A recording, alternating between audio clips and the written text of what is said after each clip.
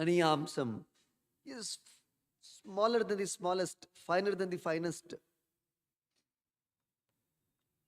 Anusmaren. Like this, one should meditate on the Supreme Lord. Hmm? So, the Lord has many, many features like this. But at different times, situations, the Lord manifests each of those aspects. In fact, the many incarnations of Krishna, what are they actually? The different features of Krishna are being portrayed or displayed or manifested in different incarnations. So each incarnation manifests certain gunas or qualities of Krishna. So this is one explanation of why so many avatars and different avatars. Of course, one more explanation is there, another important explanation. As the devotee desires to see his Lord, the Lord manifests such forms for the pleasure of his devotee. That is another important reason why the Lord takes on an avatara. But they are eternally present. So here we see that the Lord is uh, manifesting his childhood nature.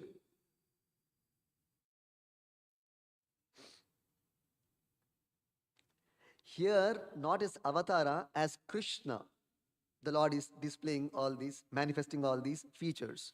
As Krishna, the Lord has portrayed, Krishna has portrayed all the aspects of the absolute truth or Parabrahman in completeness. But in the avatars, only a portion of the absolute truth's original nature is manifest.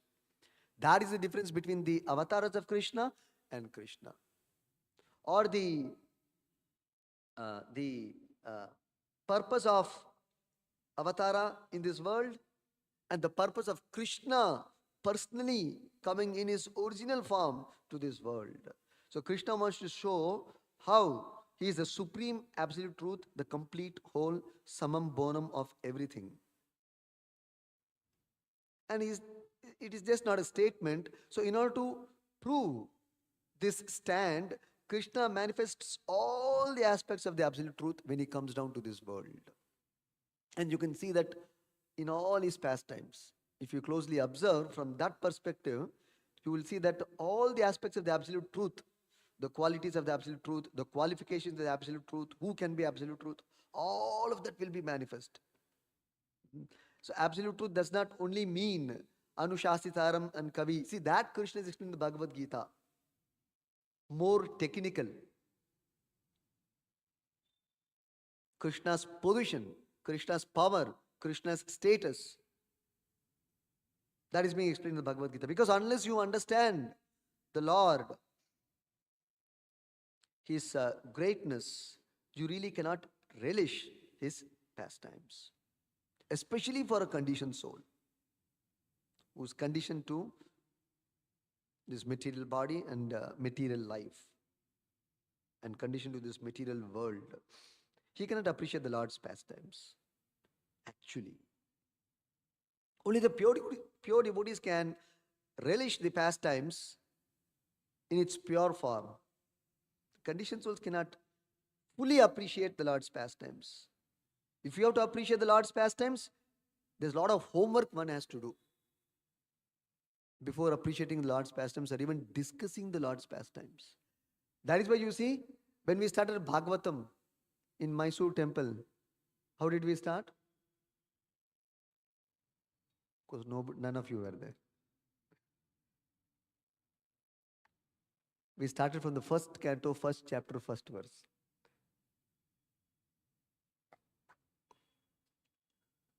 How many years passed? From 1999.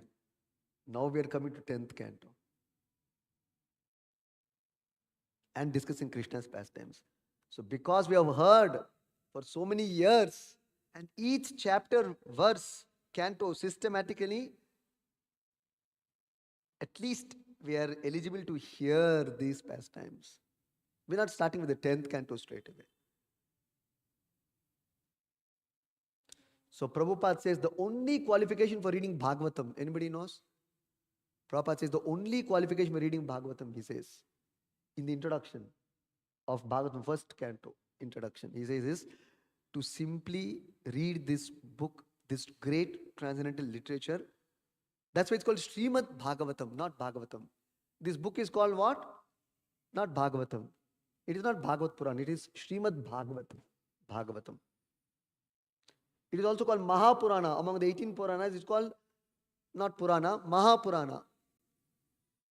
There's Purana, there is Mahapurana, Purana, Upapurana. This is Mahapurana. The only one Purana is Mahapurana among the 18, which is considered important Puranas 18. And there are Upapuranas also, sub-Puranas. But this is Mahapurana. Among the 18, the chief of all the Puranas. And it's called Srimad Bhagavatam because it is greatly glorified, highly glorified, and beautiful. Prabhupada said Srimad means beautiful. How it is beautiful? If you read only, you will appreciate. Everything what is spoken in Bhagavatam is simply beautiful. The essence of the Vedic literature and the essence of the absolute truth, forget Vedic literature, essence of the absolute truth itself is presented in Srimad Bhagavatam directly and fully and completely. Therefore, Bhagavatam has become beautiful because it is describing the beautiful absolute truth. The absolute truth which is the most beautiful. Brahmeti Paramatmeti Bhagavan iti Shabdyate.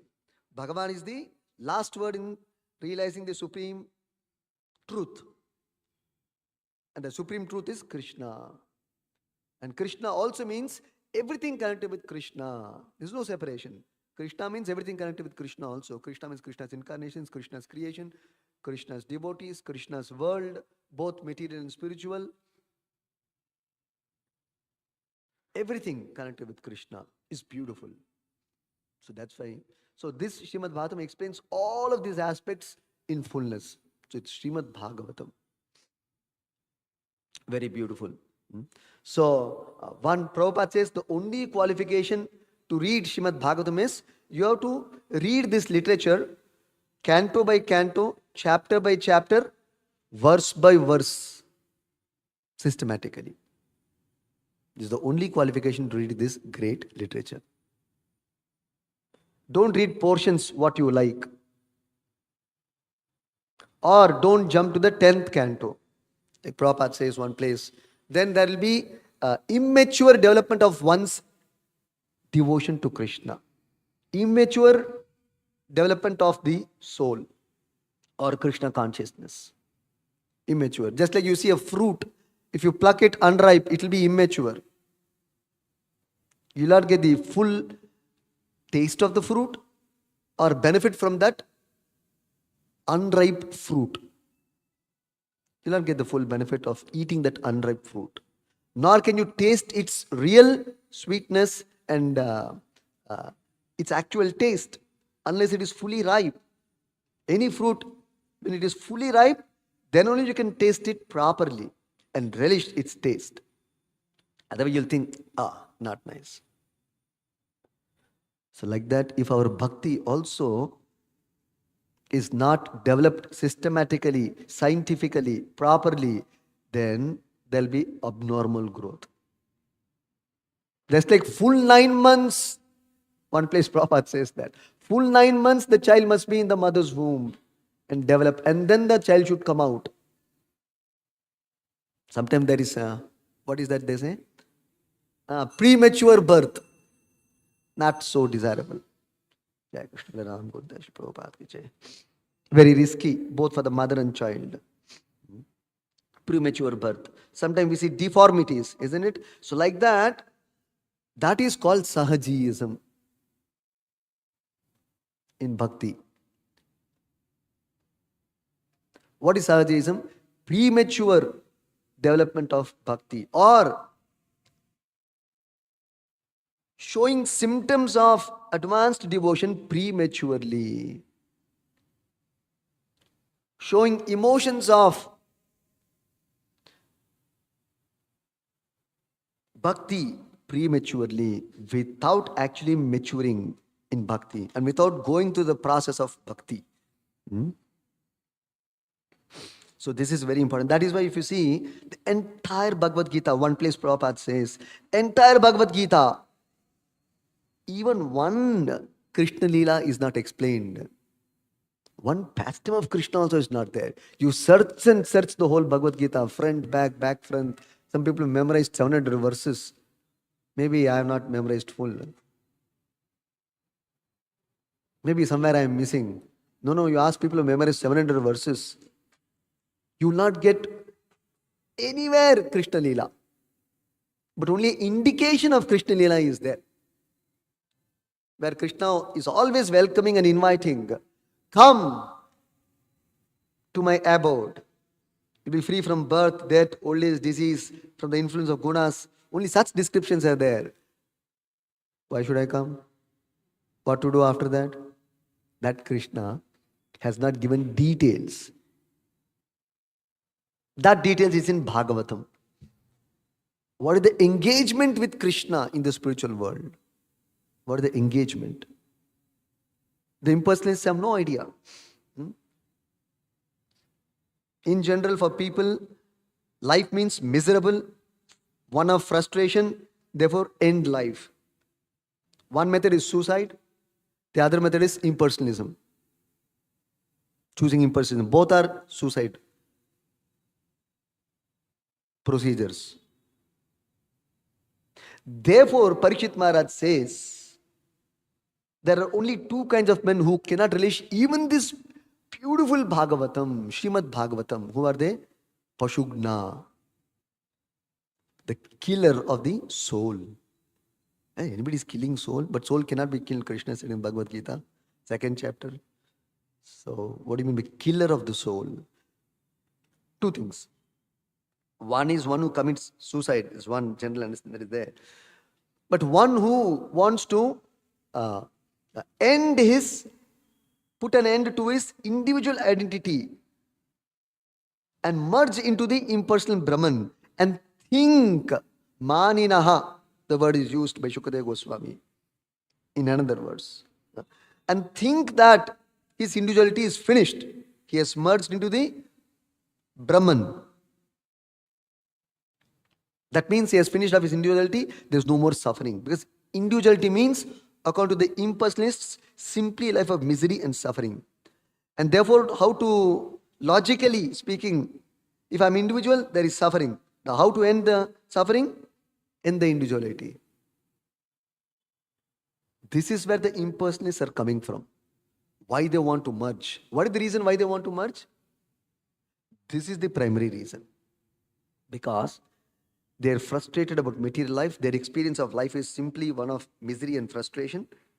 And that misery and frustration has come because of identity, individual identity. And that individual identity has come because of material body. Therefore, disintegrate oneself, disintegrate this material body and liberate this spirit or the soul. And according to them, liberation of spirit means merging into the Brahma Jyoti. That's all. Into the infinite Brahma Jyoti. But they do not know what is the nature of that Brahma Jyoti. What is Brahma Jyoti? Actually, they don't know. Brahma Jyoti is made of unlimited, transcendentally dazzling spirit souls. Individual spirit souls. This is Brahma Jyoti. One explanation.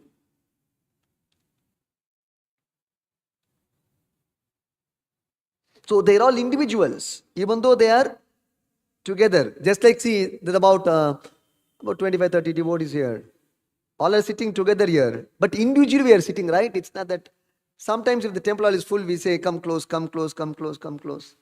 It's like almost like we pack up the temple hall because so many devotees are there in festival times, isn't it? So thickly we'll be sitting like a thick forest, no? Tree, next. There's no gap like that. Like this, the Brahma Jyoti is something like that. All the souls are next to each other. in a series. So therefore the impersonalists, they think that we have merged. There's no merging. If you focus closely, you will know there are individual souls.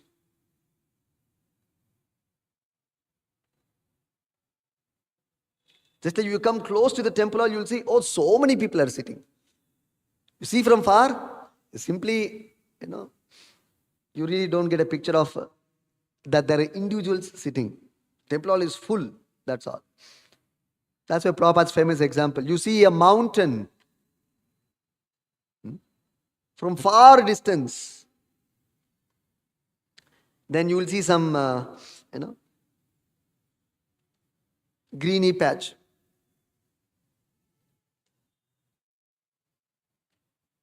Then you go little close. No, mountain you see from far, it will be brown. You go little close, you will see some green patches because there is vegetation. You go even more close, you will see people and even houses. So you see from far, it is simply a mountain. You go little close, you can see vegetation, some greenery. Go even more close, you will actually see people and houses. Similarly, when you observe the absolute truth from far, the first level of understanding, it is Brahman, simply some spiritual light. Of course, in the Brahmajyoti, the Lord is giving a resting place for these individual spiritual atoms. And we're all spiritual atoms. Spirit soul is a spiritual atom. Can be called as a spiritual atom also.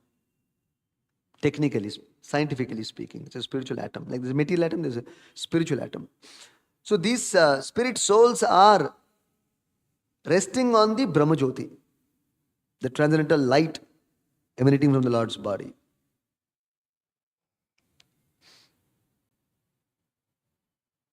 So they're individual souls. So these impersonalists, because of their experience in material life, they think liberation means no more activity, no more personalities, no qualities, no taste, no form, no smell, no sound. These are all causes of misery. Variety means cause of misery. Variety is cause of misery. Therefore, they want to end all varieties. This is another explanation of impersonalists or Mayavadis. To end all varieties. But that also brings in suffering. We both are there. Maybe relation is going nicely. Suddenly something will happen. Finished. From tomorrow on, I'll never see your face. I'll not talk to you anymore. Goodbye.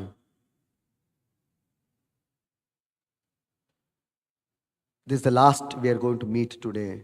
Like that all people, we have seen that many times happen in relationships. So therefore, that is happening. Why? Because I am different, you are different. If there is no difference of I and you, merge off. There's no separation like that. I, you, he, she, nothing. This is their solution to the problem.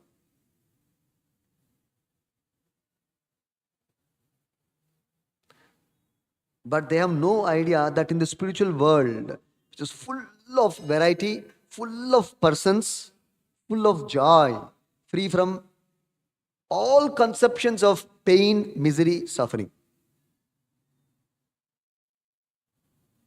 Therefore, Vyasadeva said in the very beginning of Bhagavatam, Sada nirasta kuhakam. The spiritual world is completely free from all kinds of illusions or illusory representations. Free from all kinds of material qualities, what we observe in this world. So the mistake which the impersonalists make is, which I have discussed earlier, they project all these material qualities in the spiritual domain. That is their mistake. And therefore they think, oh, that is all simply an imaginary thing, not true. Therefore all of Krishna Lila is not true. Because you see, what is all this? Krishna, eating palatable curd, butter, milk, releasing cows before the cows are milked. Releasing the calves to drink the cows' milk before the cows are being milked, and cause anger to the cowherd men, because when they go with their milk pots, the cow will not deliver any milk because the calves have drunk all the milk. So they'll become angry naturally. And when they stare at Krishna in an angry mood, Krishna will simply smile and they cannot do anything because they're enchanted by Krishna's smile. And then Krishna, day and night, night he sleeps, day to evening, from morning to evening, the moment Krishna gets up, he takes his bugle. You know why that bugle is there? Many people didn't know why the bugle is there. Because Krishna will go to the front of the cowherd boy's house and he will bugle. That means he'll call, "Come, I have come." Just like earlier. See, anyway. So it's like you go in a cycle, you press the bell, your friend will come from the house. So Krishna has his system also. He'll bugle and call the cowherd boys. Come on. And then these two will go now, Krishna and one more will go. Krishna, Balram will go together always. And then call another cowherd boy. Then they will join and go to the next house. And then the fourth one will join. And then go to the next house, the fifth one will join. Like that, they gather all the cowherd boys and then go for the pasturing grounds in Giri Govardhan. And many vanas in Vrindavan. From morning to evening, they'll be devising so many means to play. But when they come back home, so 6 o'clock, 5:30, 6 only Krishna will start in the morning. And evening he'll come back, as described in the Puranas. So full day Krishna is playing. That play is another kind of play. But when Krishna returns back, this kind of play will happen. He devises. There also Krishna is devising different games. Krishna is master in devising many games. Every day, unlimited games Krishna has got in his repository. Because he is absolute truth means everything is unlimited. There is one kind of device, one kind of activity which Krishna devises when he goes to play with his cowherd boys. But when he comes back to Vrindavan and Gokula, there are other kind of fun Krishna has. He devises so many processes how to steal. Steyam yogaihi, palatable curd, butter and milk. Why is he stealing? Because steyam swaduvati, he wants to taste and relish the nice curd and butter made by the gopis and the milk by the gopis. Not only Mother Yashoda. So Krishna is relishing the milk, butter and curd not only from Mother Yashoda but even from other devotees. So this is the internal understanding of why Krishna is stealing butter and curds and going to the gopis' house. Here also it is described, Krishna's belly is always full. Prabhupada explains the purport, it's not the translation. But Acharyas know. Krishna's belly is always full.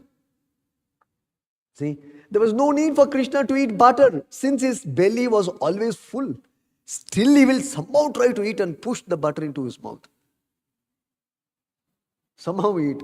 Or he'll break the pot and distribute the contents to the monkeys. And sometimes the monkey's belly also is full. Krishna saaku beda, namku beda. Hote tumbide, kattu tumkonide. Hattu vargu tumbide. Oh, full? Okay.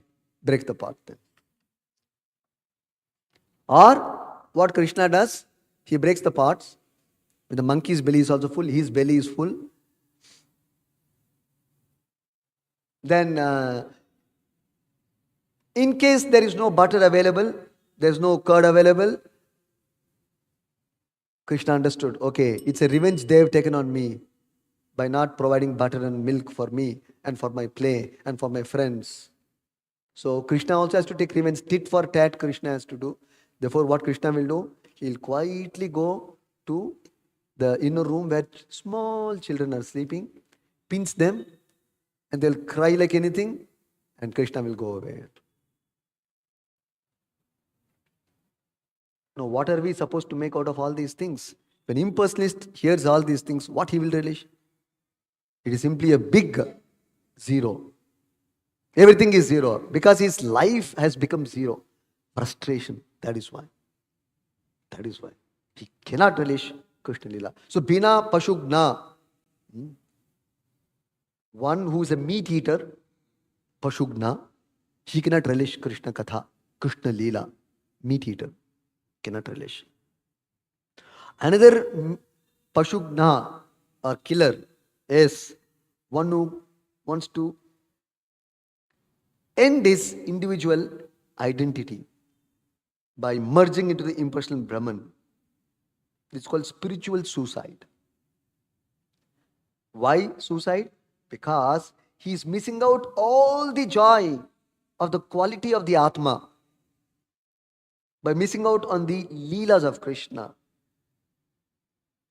Even at least by hearing, even if not by participation, one can even qualify to the degree that one can even participate in Krishna's pastimes, either by hearing or even personally joining Krishna's pastimes. And this is what Bhagavatam is offering to the conditioned soul. It is Bhagavatam's offer. You can be part of Krishna Leela, but one has to prepare oneself properly. So, coming back to the actual point which I wanted to make,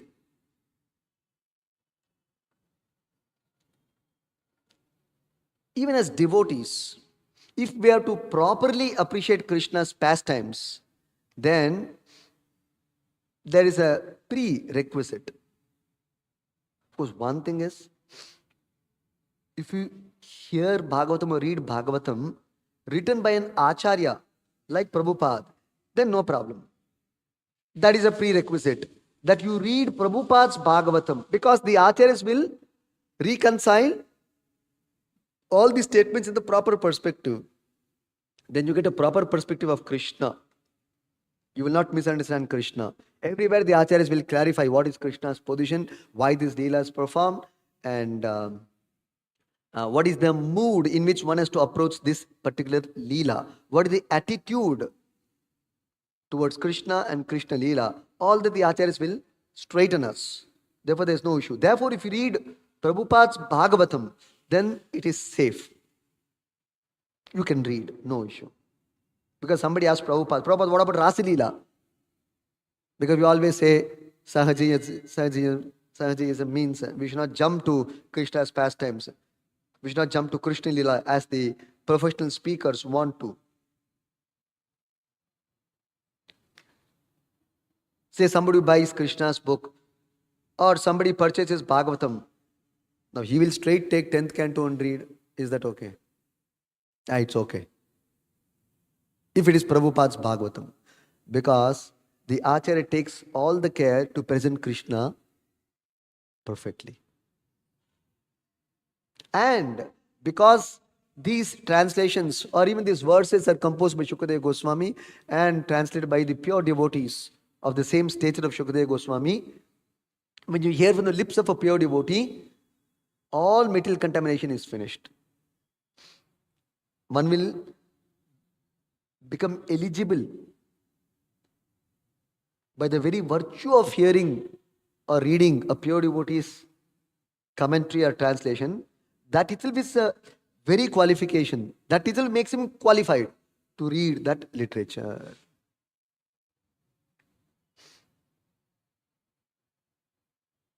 The Acharya will actually guide him how to read this Leela in the right perspective. So there is no issue. But if we are devotees practicing Krishna consciousness properly, then we should not read 10th canto directly. We should read from the first canto. Of course, Prabhupada gave another exception that one can read Krishna book, even if you don't read Bhagavatam, it is okay. The summary of Krishna's pastimes presented in the Krishna book, because Prabhupada there also, even though he presented Krishna Leela directly, still he explains all the pastimes in the right perspective. So it is safe. Okay. So truly to relish Krishna's pastimes, one has to be free from all material contamination and free from the influence of the three gunas and free from the misconceptions of who is Krishna. Misconceptions of who is Krishna. All about what is Krishna.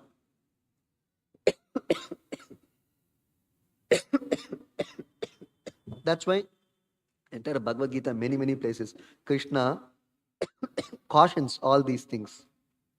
Once you take care of all these precautions, then you become eligible to read Bhagavatam properly. Like Krishna says, Avajananti mam mudha manushim tanumashritam param bhavam ajananto mama bhuta maheshwaram. Fools deride me when I descend in the human form. They do not know my superior nature and my supreme dominion over all that be. Avyaktam vyakti mapannam manyate mam abuddhayaha. Again Krishna says, Param bhavam ajanantaha mamavyayam anuttamam. They think that originally the Supreme is impersonal. Later on he assumed a personal form. Avyaktam vyakti mapannam. Later on he assumed a form. Param bhavam ajanantaha. They did not know my supreme spiritual nature, which is Mama Abhyayam, imperishable, and Anuttamam, very fine. That means transcendental. Because material means gross, spiritual means fine. Anuttama means most fine, very fine. And Abhyayam, his personality is imperishable, inexhaustible. Material body will perish. It has an end, it has a beginning. But the spiritual form of Krishna, spiritual body of Krishna has no beginning, no end, no birth, no death. It is transcendental, ever existing. Sambhavami atma mayaya, ajopi san avyayatma. Again Krishna said that avyayatma, his personality is avyaya, not vyayaha. There's no end. Eternal existence, avyayam, inexhaustible. Sambhavami, I appear Atma Maya in my own original transcendental form. So many ways Krishna has explained. Therefore Krishna is saying, Naham Prakasha Sarvasya Yoga Maya Samavrita Mudo Ayam Abhijanati Na Abhijanati. Krishna is saying that the fools means the ignorant. They can't know me. I conceal my nature, original nature, from their vision, from their understanding. See, I'm not revealed to the non-devotees or the materialistic people or the impersonalists. I'm not known to them. And Krishna also says, Vedaham samatitani, but mam tu vedana kashana. I know everything, but me no one knows. All these statements Krishna has made. So therefore, unless we understand Krishna properly from the Bhagavad Gita, actually we cannot relish Bhagavatam properly. And unless we read Bhagavatam from the first canto up to the 9th canto, we cannot relish Krishna's pastimes in the 10th canto. So if you have to truly relish Krishna's pastimes, you have to go through this. Take trouble to go through this procedure and purify our senses. Because all of Krishna's pastimes are enacted on a transcendental plane. And if you are on a material plane, there's no syncing. It's a mismatch. We are in material platform and Krishna is performing his leelas in the spiritual platform, even when he comes to the material world. But we are thinking these are all material. Because we also have an experience of all these things and we correlate. No. That is not the way to relish Krishna's pastimes. We have to purify ourselves and truly awaken our transcendental senses, original spiritual senses. Then you can actually relish Krishna Leela. So, therefore, the process of sadhana bhakti is actually designed by the Acharya for this purpose, that we go through it properly. Just like 9 months full development of the fetus in the mother's womb. Then the child comes out, it will be a normal baby. Normal baby. Healthy child. Like that, when we go through the process and sadhana properly, and then we read Krishna's pastimes, then it will benefit us in a much higher way. Stop here. Srimad Bhagavatam ki jai, Prabhupada ki jai.